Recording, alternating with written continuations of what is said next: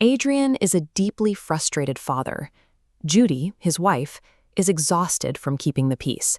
And Pam, their 32-year-old daughter, refuses to lift a finger to help with chores around the house. This is a textbook household conflict, a cycle of nagging and passive resistance that families struggle with every day.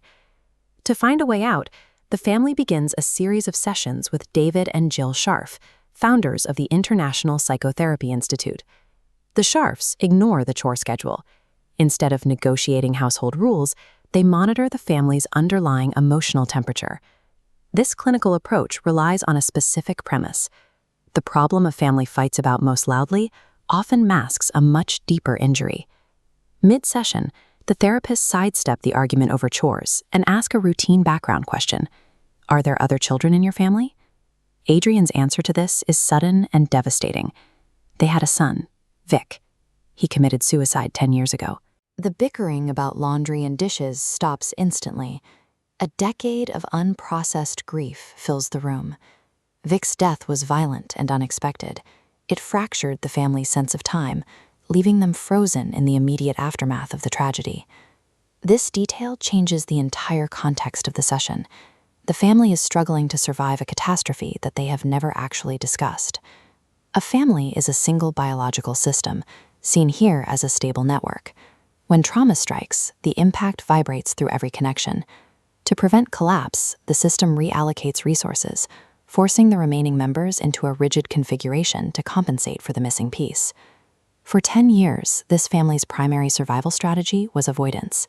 They stayed constantly busy and maintained a strict silence regarding the suicide. The avoidance is so complete that Adrian is still unable to visit his son's grave.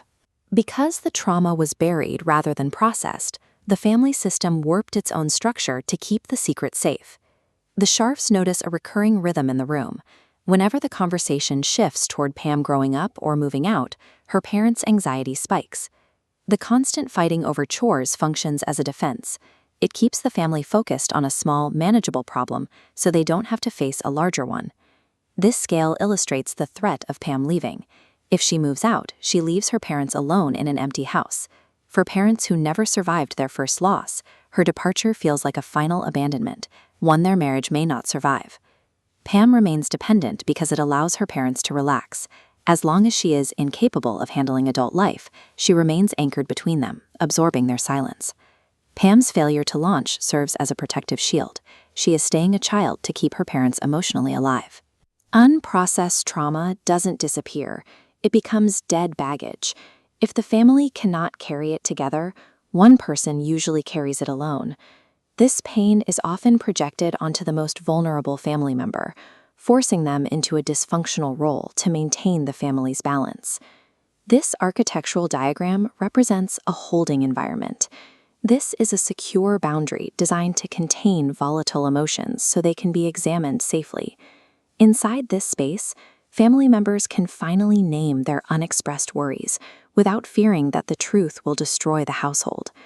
Healing requires the family to stop trying to fix a problem child and begin reintegrating the shared pain they've been forcing her to carry.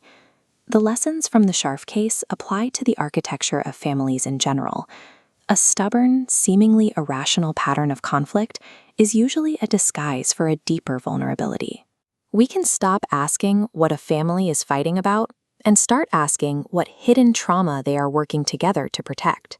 A family's health is found in their ability to confront reality rather than their ability to protect each other from it.